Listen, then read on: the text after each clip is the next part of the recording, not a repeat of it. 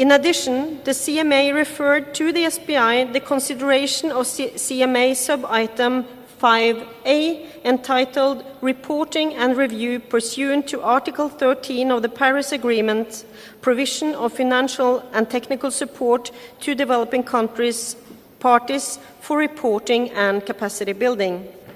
I will propose that this matter be considered under a new SPI item 24 with the same title as the CMA sub-item.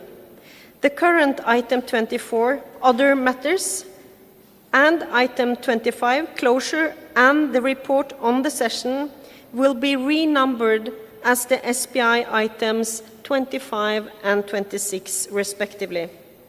May I invite parties to adopt the provisional agenda contained in FCCC SPI 2022-12 as orally amended with new agenda item 24 entitled Reporting and Review pursuant to Article 13 of the Paris Agreement, provision of financial and technical support to developing country parties for reporting and capacity building, and with sub-item 4A kept held in abeyance. Hearing no objections, it is so decided. Thank you. I invite parties to turn to agenda item number 2, organizational matters, sub-item 2B, organization of the work of the session. Distinguished delegates, it is my intention to launch work on all items this afternoon, after which I will adjourn this meeting. Statements will be heard in a joint plenary of all bodies to be convened after this meeting. Closing of the SPI will take place on Saturday, 12th November. In order to ensure that conclusions are available in all UN languages for their adoption at the closing plenary meetings, it is essential that the content of all documents under the subsidiary bodies requiring translation be finalized by 6 p.m. on Friday, 11th November. Should consideration of an item not be completed by that time, it might be needed to be continued at SPI 58. As I indicated in my scenario note, we again have a comprehensive agenda for a very busy session. I urge parties to engage constructively in negotiation from their first meeting, capitalizing on progress where appropriate.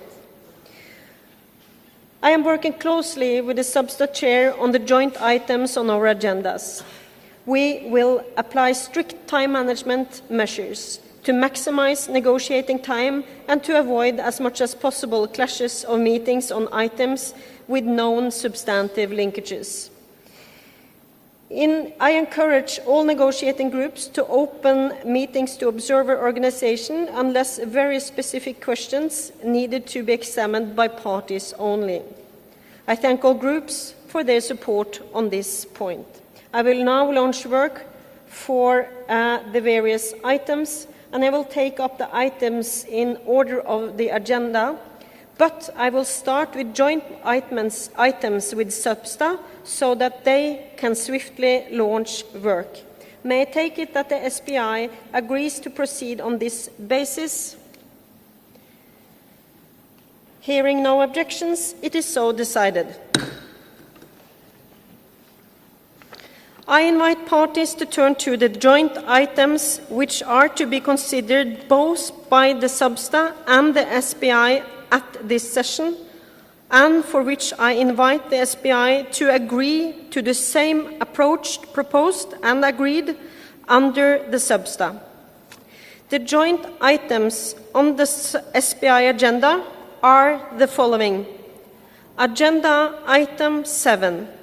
Matters relating to the work program for urgently scaling up mitigation ambition and implementation referred to in paragraph 27 of Decision 1 CMA 3. Agenda item number 8. Matters relating to the global stocktake under the Paris Agreement. Agenda item number 9. second periodic review of the long-term global goal under the Convention and of overall progress towards achieving it. Agenda item number 10, Coronivia joint work on agriculture. Agenda item number 11, report of the Adaptation Committee. Under this item, the SPI and the SUBSTA will also consider the review of the progress, effectiveness and performance of the Adaptation Committee. Agenda item number 14, Glasgow Sharm el-Sheikh work program on the global goal on adaptation referred to in Decision 7 CMA 3. Agenda item number 15, report of the Executive Committee of the Warsaw International Mechanism for Loss and Damage associated with climate change impacts. Agenda item number 16, matters relating to the Santiago Network under the Warsaw International Mechanism for Loss and Damage associated with climate change impacts. Agenda item 17A, development and transfer of technologies, joint annual report of the Technology Executive Committee and the Climate Technology Center and Network. Agenda item number 20, matters relating to the Forum on the impact of the implementation of response measures serving the Convention, the Kyoto Protocol and the Paris Agreement. For these joint items, I invite the SPI to agree to the approach proposed and agreed under the SUBSTA. May I take it that the SPI agrees to this approach?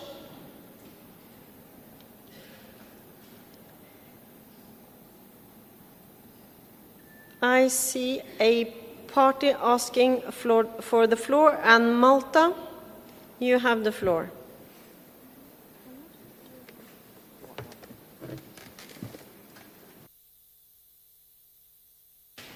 Malta, do you want the floor? Or is this a technical glitch?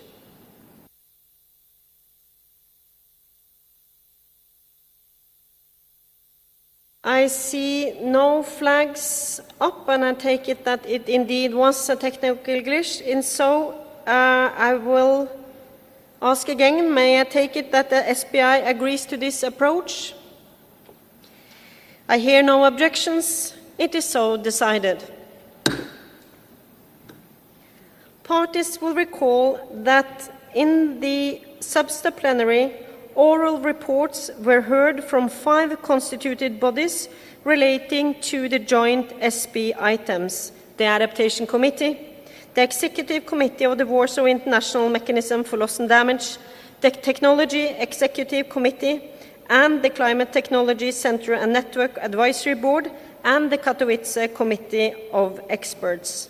The oral reports will be made available on the SUBSTA and the SPI sessional pages. I now invite parties to turn to agenda item number 2, organizational matters, sub-item 2C, election of officers other than the chair. In accordance with Rule 27 of the Draft Rules of Procedures being applied, the SPI shall elect its Vice Chair and Rapporteur for 2023. Consultations are ongoing on nominations. I propose to return to this item during the closing plenary on Saturday, 12th November. Hearing no objections, it is so decided. I invite parties to turn to agenda item number 2, organizational matters, sub-item 2B, facilitative sharing of views under the international consultation and analysis process.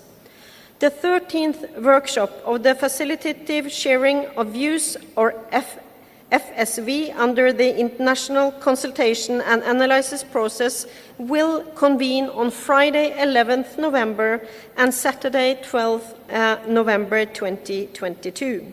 11 parties will be going through the FSV process at this session, and that is Andorra, Armenia, Ghana, Jordan, Liberia, Morocco, North Macedonia, Paraguay, Togo, Uzbekistan, and Vietnam.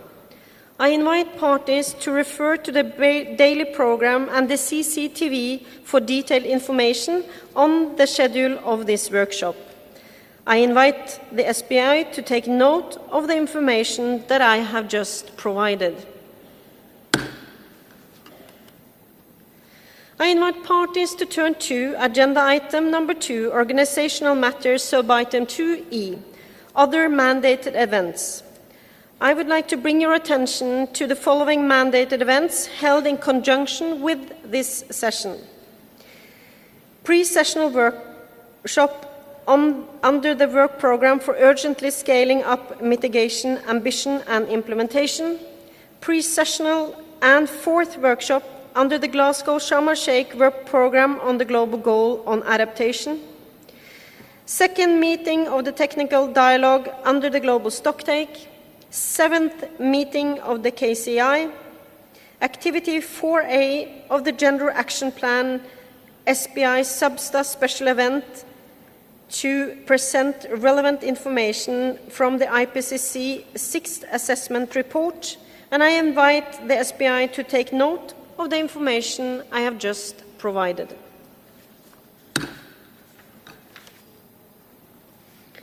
I invite parties to turn to agenda item 3, reporting and review of parties included in the Annex 1 to the Convention. Sub-item 3A, status of submissions and review of national communications and biennial reports from parties included in Annex 1 to the Convention. Sub-item 3B, compilation and synthesis of biennial reports from parties included in Annex 1 to the Convention. And sub-item 3C, reports on national greenhouse gas inventories data from parties included in Annex 1 to the Convention. Let me first mention that the compilation and synthesis of the fourth biennial reports from parties included in Annex 1 to the Convention has been updated. The updated report reflects recent submissions from 2 parties and resubmissions from other parties following the technical expert reviews. The updated report is available on the website of the UNCCC Secretariat. As indicated in my scenario note, and as discussed with interested parties during my pre-sessional consultations, I propose that the SBI agrees to defer its consideration for these 3 sub-items, sub-item 3A, 3B, and 3C, until its 58th session in 2023. Hearing no objections, it is so decided.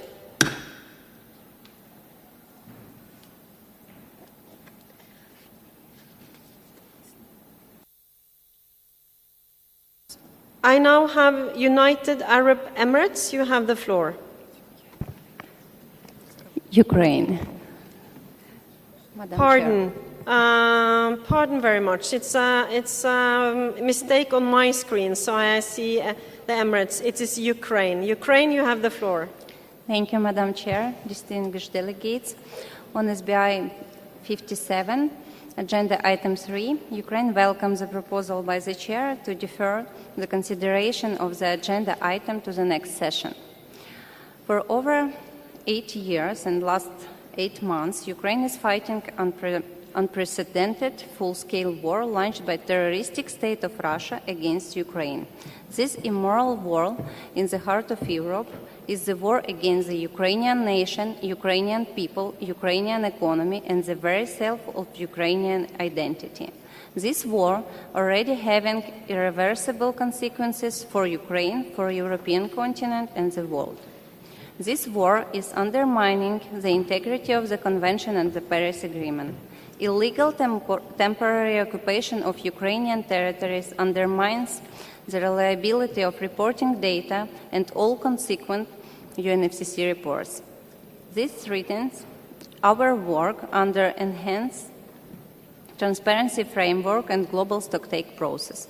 Ukraine reiterates its raising concerns over reliability of reporting data under UNFCCC and stresses the need to address the robustness of transparency of reporting as a matter of crucial importance. We will need to address it once the peace and territorial integrity of Ukraine is restored. I thank you, Madam Chair. Thank you. I now invite parties to turn to agenda item number 4, reporting from parties not included in Annex 1 to the Convention. Sub-item 4B, report of the consultative group of experts. The SPI will consider the progress report of the consultative group of experts on its work in 2022.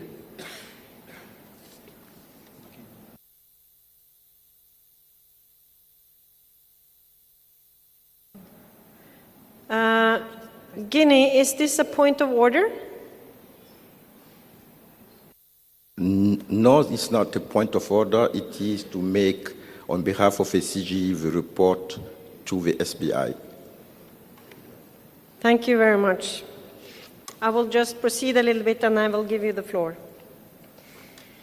The SPI will consider the progress report of the consultative group of experts on its work in 2022. I would like to invite Alpha Kaluga, Chair of the consultative group of experts, to make a brief overall report to the SPI. Sir, you have the floor. Thank you, Madam Chair. On behalf of a consultative group of experts, I have the honor to report to the SPI on its work. At the first meeting this year, based on the revised TOR, which was agreed in Glasgow last year, the CGE started its work. The CGE updated its vision, mission, and strategic objective to guide its work, keeping the long-term needs and priority of developing countries as they implement the existing MFV arrangement under the Convention and to prepare for transitioning to ETF under the Paris Agreement. The CGE is fully committed to assisting developing countries on their journey. The CGE recognizes that all developing countries are at different starting points, and they needed to be provided with technical support that enables them to meet the requirement as parties to the Paris Agreement. The CGE, with this view, developed its work plan, which is successfully implemented. This results in reaching 197 experts through its webinar on how climate transparency arrangement matters at national level, training for 51 national experts through regional hands-on training workshop on tracking progress of INDCs under the ETF, for the Asia Pacific and Eastern Europe region. Workshop for the African, Latin American, and Caribbean regions are planned in December. Continuing its work on building sustainable institutional arrangement by providing 2 new case studies and 3 interviews videos and 2 animation videos. Continuing the e-learning program on national communication. Continuing to offer the training program on the technical analysis of biennial update report to experts on the UNFCCC roster of experts. Undertaking targeted analytic work, such as compiling and summarizing problems, constraints, lessons learned, capacity building needs in relation to developing country parties reporting. Increasing awareness of CGE activities among stakeholders that are actively engaged in providing support to developing countries parties in the area of MFV and transparency through special events on the margin of the UN Climate Change Conference, regional climate weeks, as well as through its website and interactive online platform. In closing, the CGE looks forward to guidance from the SPI for the technical support it provides to developing countries to to implement the ETF. Thank you for your attention. Thank you for your statement, Alpha. I congratulate the consultative group of experts on its achievements made the past year. I propose to convene informal consultations on this sub-item to be co-facilitated by Sandra Motsuanedi from South Africa and Aaron Kirby from Australia. The outcome of their work will be presented to the SBI closing plenary. May I take it that the SBI agrees to this approach?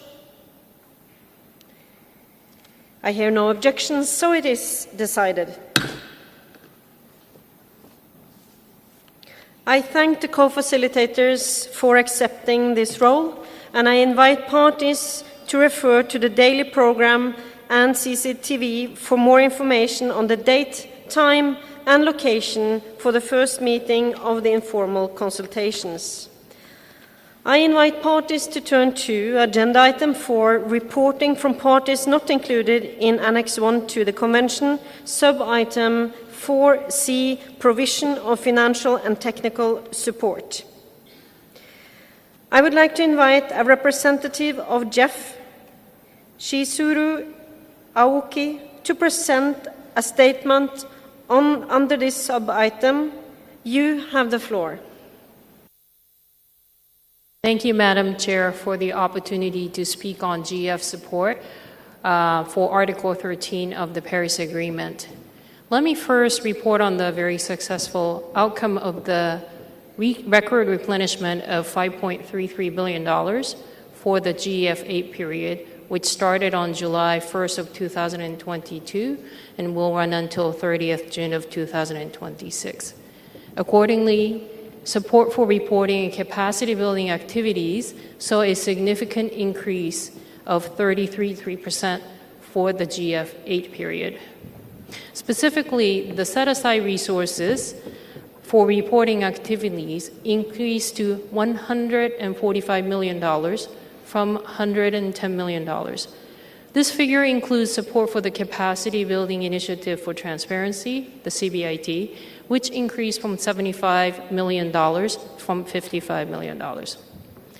On national communications and biennial update reports, the BURs, countries continue to make good progress. During the reporting period, the GF approved 26 national communications, 3 BURs, and 38 biennial transparency reports, or the BTRs, for the total of $49 million. Cumulatively, the GF has supported 206 BURs in 132 countries for $86 million, and 521 national communications in 152 countries for $261 million. On BTRs, support has been made available since February of 2021 to provide sufficient lead time for countries to prepare and submit their first BTRs by December 2024. To date, the GF has supported for 49 BTRs for a total of $35 million in 48 countries. In addition to standalone national projects, the GF is supporting an umbrella program to provide support to up to 43 BTRs. Already, 25 countries have joined the umbrella program.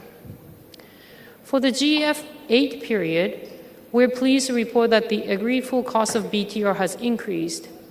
For a standalone BTR, parties can access up to $600,000. For a combined BTR and national communications, parties can access up to $633,000. Parties that are in the process of preparing another report can access top-up financing of $250,000 starting in January 23. Parties can access resources for multiple reports. Support is available from set-aside resources. The CBIT continues to be provided to countries upon request. To date, the GF has supported 88 projects totaling $145 million in a geographically balanced manner. Already, 74 projects, or 88% of the portfolio, are under implementation. This means that many parties are building and enhancing their capacity to meet the requirements of Article 13 of the Paris Agreement. Finally, we would like to reassure parties that the GEF will continue to provide resources as a priority for the timely preparation and submission of BTRs and national communications, as well as for the CBIT, and continue to respond to guidance. Thank you, Madam Chair. Thank you for delivering this report, Ms. Aoki, which will be posted on the SBI website along with a longer version of your report. I would like to remind parties of the importance of constructive discussions to help advance the consideration of the provision of financial and technical support in a holistic way, in view of the need to begin implementation of the ETF. I also expect that parties will reach substantive agreement on this sub-item in a timely manner at this session. I propose to establish informal consultations on this sub-item to be co-facilitated by Tian Wang and Helen Plume. The outcomes of their work will be presented to the SBI in its closing plenary. May I take it that the SBI agrees to this approach? I hear no objections. It is so decided. I thank the co-facilitators for accepting this role, and I invite parties to refer to the daily program and the CCTV for more information on the date, time and location of the first meeting of the informal consultations. Colleagues, before turning to the next item, let me take a moment to mention that this is Helen Plume's last COP. Dear Helen, you have been a mentor for many over the years, including myself, and I thank you for sharing good advice and your wisdom. You have also been a role model for women leadership, much needed in the UNCCC process. But first and foremost, your legacy is imprinted in the many decisions that have come forward under your able guidance, including those made when you served as Substa chair.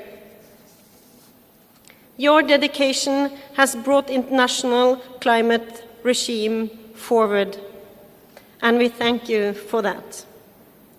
Helen, it has been a great honor to work with you, and I look forward to working with you at this session. And I am joined by all in thanking you and wishing you all the best for a wonderful retirement when that time arrives.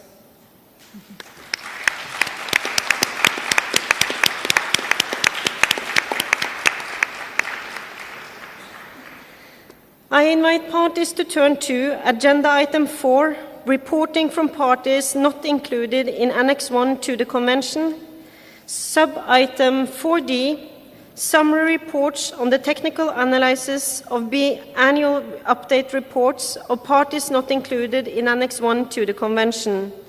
I would like to propose that the SBI takes note of the summary report finalized in the period up to 24th August 2022 and published on the UNCCC website. May I take it that the SBI agrees to this approach? Hearing no objections, it is so decided. I invite parties to turn to Agenda Item number 5, matters relating to the Clean Development Mechanism Registry referred to in Para 75B of the Annex to the Decision 3 CMA 3. Colleagues, please recall that, as requested at our last session, the Secretariat prepared and published a technical paper with the symbol KP-CDM TP1. The SBI may wish to consider the input in developing recommendations for consideration and adoption by the CMP. To conduct the work on this item, I propose to establish informal consultations to be co-facilitated by Kate Hancock and Sunam Tashi. The outcome of their work will be presented to the SBI in its closing plenary. May I take it that the SBI agrees to this approach? Hearing no objections, it is so decided. I thank the co-facilitators for taking on the role. I invite parties to refer to the daily program and the CCTV for more information on the date, time and location of the first meeting of the informal consultations. I invite parties to turn to Agenda Item 6, Report of the Administrator of the International Transaction Log under the Kyoto Protocol.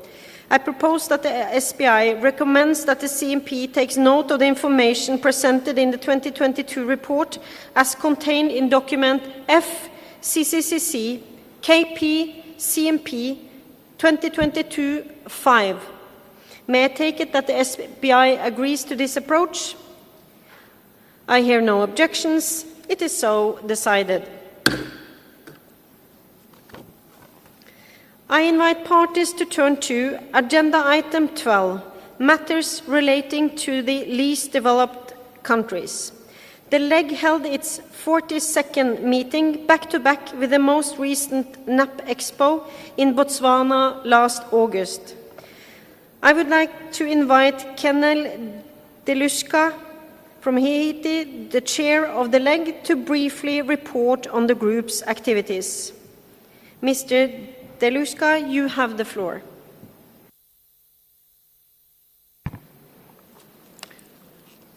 Thank you, Madam Chair, for giving me the floor to report on the work of the LEG to the SBI.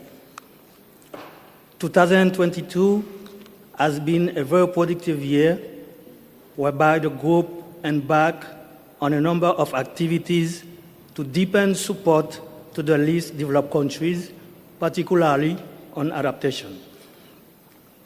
Firstly, we launched the NAP writing support to help the LDCs to move toward successful adaptation by helping each to initiate and submit project proposals to the GCF and other sources of funding for implementing adaptation priorities associated with their NAPs.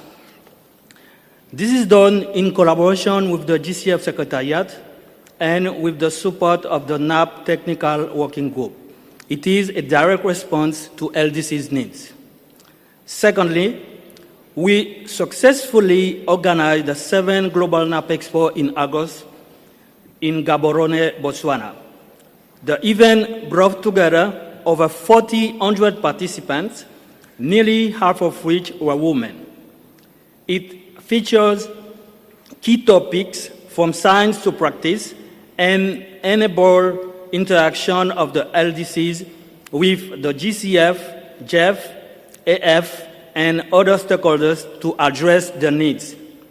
The LEG is thankful to the government of Botswana for hosting this year's event. We will soon publish highlights from the event.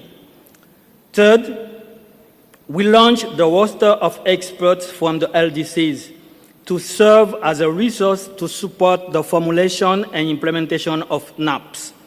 The roster now has 20 LDC experts and is growing.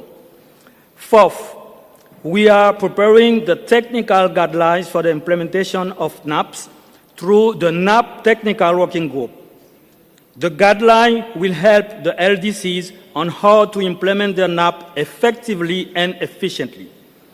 They will also help in the design and delivery of support to the LDCs, thereby contributing towards addressing the many gaps and needs of the LDCs in NAPs. Madam Chair, there are many more activities and deliverables. The draft rules of procedure of the LEG, as mandated by COP26, are available in the LEG 42 report. We have been working on mandates from the CMA on adaptation-related parts of the Paris Agreement. More details are contained in the LEG 42 report. In ending my report, I would like to invite everyone to 3 key events we are running at this session. First one, a high-level event on advancing adaptation in the LDCs, taking place tomorrow, 7 November at 4 p.m. as part of the Leaders Summit, which will also feature 20 years of leg support to the LDCs. We also have the leg side event and a technical meeting on NAPS, both taking place on 11 November 2022. Thank you very much, Madam Chair. Thank you very much for that statement, Mr. Deluska. I thank the LEG for their work and congratulate them for their achievements this year. The report just made will be made available on the SBI webpage. To conduct work on this item, I propose to establish informal consultations to be co-facilitated by Bob Natifu from Uganda and Jens Fugl from Denmark. The outcome of their work will be presented to the SBI at its closing plenary. May I take it that the SBI agrees to this approach? Hearing no objections, it is so decided. I thank the co-facilitators for taking on the role. I invite parties to refer to the daily program and the CCTV for information on the date, time, and location of the first meeting of the informal consultations. I invite parties to turn to Agenda Item 13, National Adaptation Plans. To conduct work on this important agenda item, I propose to establish informal consultations to be co-facilitated by Perpetua Latassi from Tuvalu and Jens Fugl from Denmark. The outcome of their work will be presented to the SBI at its closing plenary. May I take it that the SBI agrees to this approach? Hearing no objections, it is so decided. I thank the co-facilitators for taking on this role, and I invite parties to refer to the daily program and the CCTV for information on the date, time, location for the first informal consultations.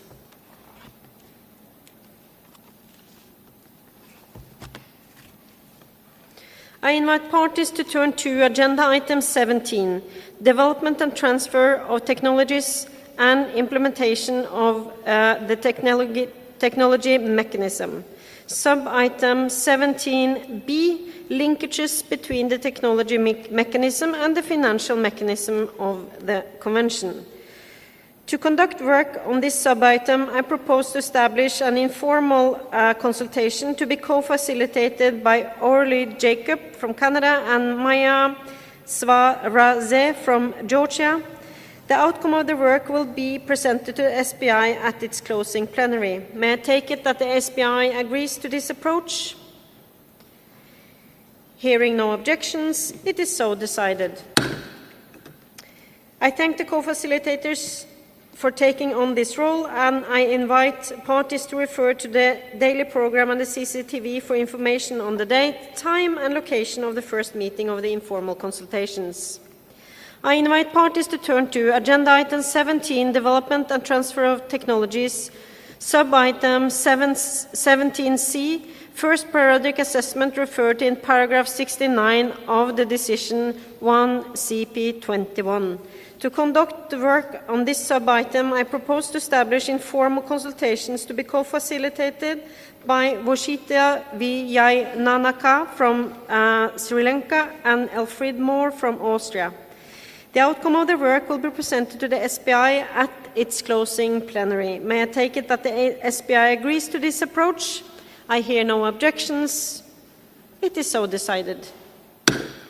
I thank the co-facilitators for accepting this role, and I invite parties to refer to the daily program and the CCTV for information on the date, time, and location of the first meeting of the informal consultation.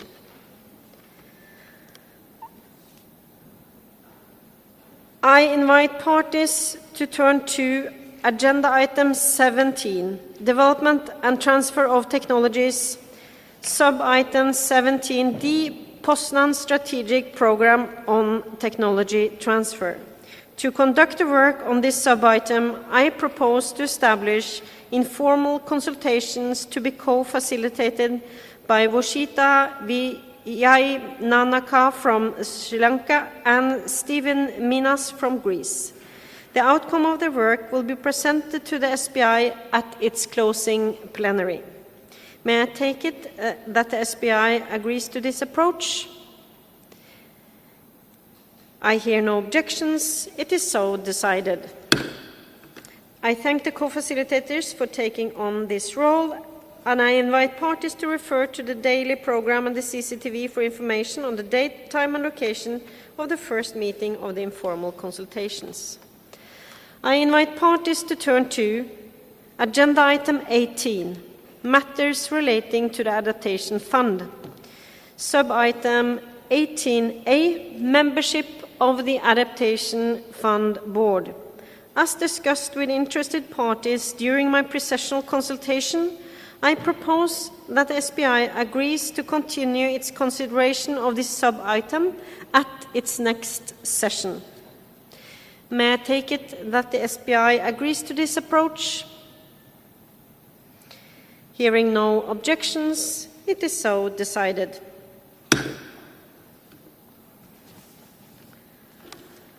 I invite parties to turn to Agenda Item 18, Matters Related to the Adaptation Fund, Sub-Item 18B, Fourth Review of the Adaptation Fund. Please note that the technical paper on the fourth review of the Adaptation Fund is available on the SBI 57 session webpage for consideration by parties. To conduct work on this sub-item, I propose to establish an informal consultations to be co-facilitated by Eva Schruders from Netherlands and Diane Blacklane from Antigua Barbuda. The outcome of their work will be presented to the SBI at its closing plenary. May I take it that the SBI agrees to this approach? Hearing no objections, it is so decided. I thank the co-facilitators for accepting the role, and I invite parties to refer to the daily program and the CCTV for information on the date, time and location of the first meeting of the informal consultations. I invite parties to turn to Agenda Item 19, Matters Related to Capacity Building. I would like to invite the co-chair of the Paris Committee on Capacity Building, Yang Chang from China, to make a brief oral report to the SBI on behalf of the Paris Committee on Capacity Building. Madam, you have the floor.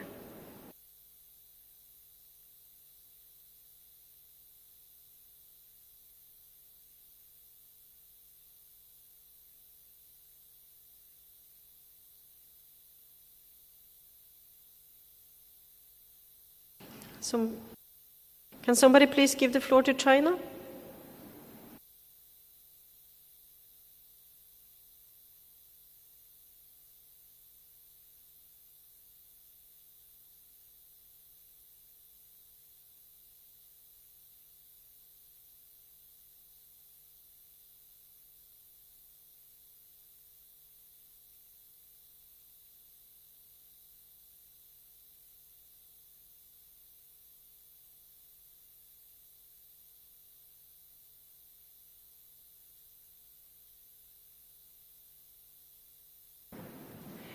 Thank you, Madam Chair, distinguished delegates.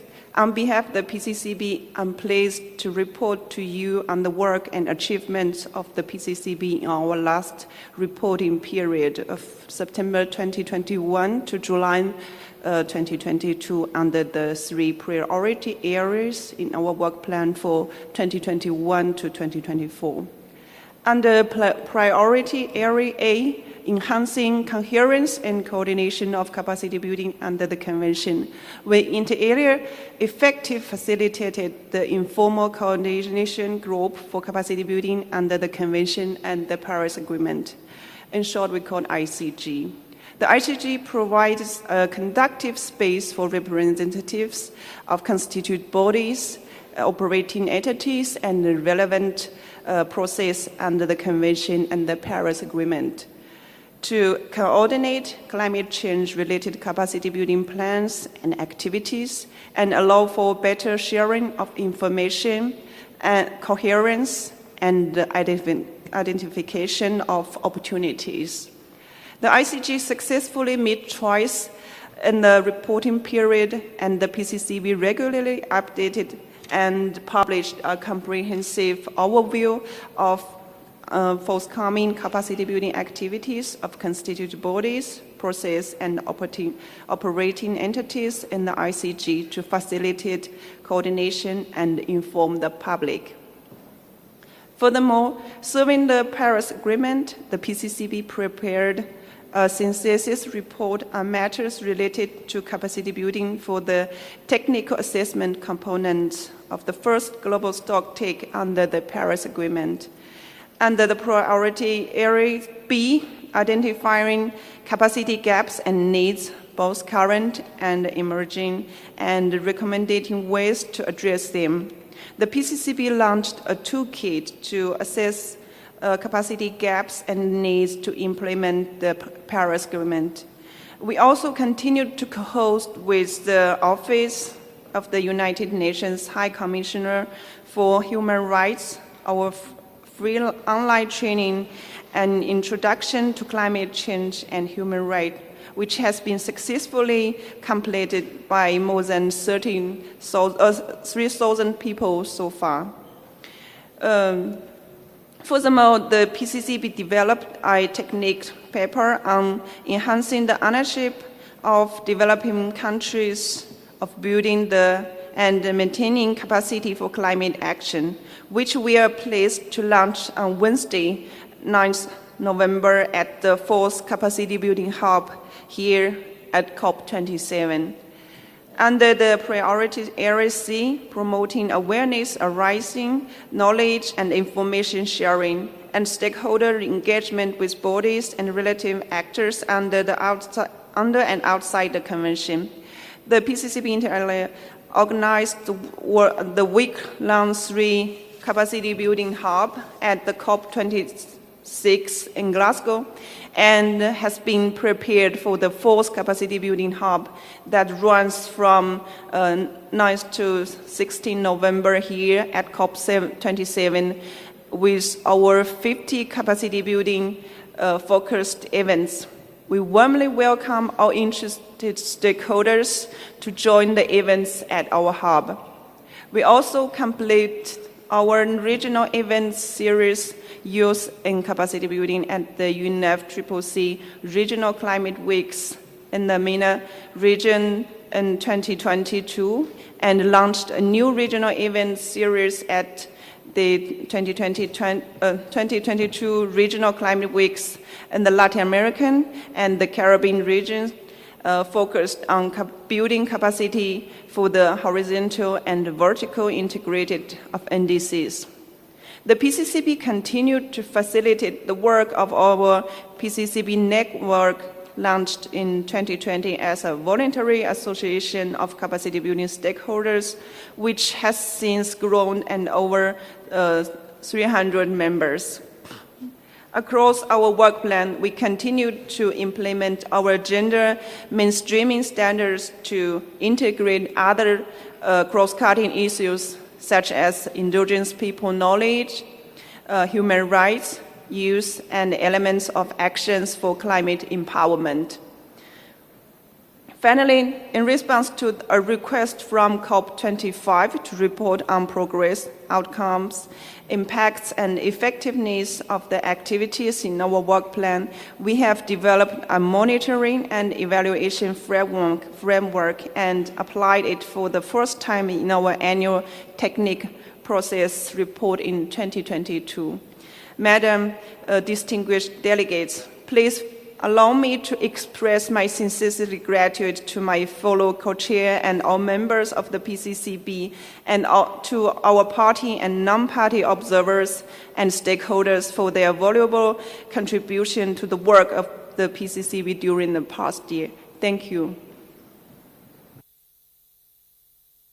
Thank you for your statement, and I congratulate the Paris Committee on Capacity Building on its achievements made in the past year. To conduct work on this item, I propose to establish informal consultations to be co-chaired by Juan Carlos Monterrey Gomez from Panama and Roberta Ena from Italy. The outcome of their work will be presented to the SBI at its closing plenary. May I take it that the SBI agrees to this approach? Hearing no objections, it is so decided. I thank the co-facilitators for taking on this role, and I invite parties to refer to the daily program and the CCTV for information on the date, time, and location of the first meeting of the informal consultations. I invite parties to turn to Agenda Item 21, Gender and Climate Change. You may recall that the COP has referred the consideration of the annual report on gender composition and the synthesis report on progress in integrating a gender perspective in constituted bodies processes to the SBI. The matter will be considered under this item. Parties will also continue their consideration of the review of the implementation of activities under the Gender Action Plan. To conduct work on this item, I propose to establish informal consultations co-facilitated by Salka Sigurðardóttir from United Kingdom and Juan Carlos Monterrey Gomez from Panama. The outcome of the work will be presented to the SBI at its closing plenary. May I take it that the SBI agrees to this approach? Hearing no objections, it is so decided. I thank the co-facilitators for accepting this role, and I invite parties to refer to the daily program and the CCTV for more information on the date, time, and location of the first meeting of the informal consultations.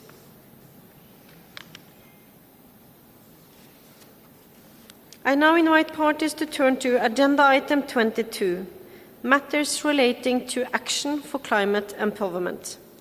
To conduct the work on this item, I propose to establish informal consultations to be facilitated by Pemi Gazela from South Africa for the time being until we find a second co-facilitator.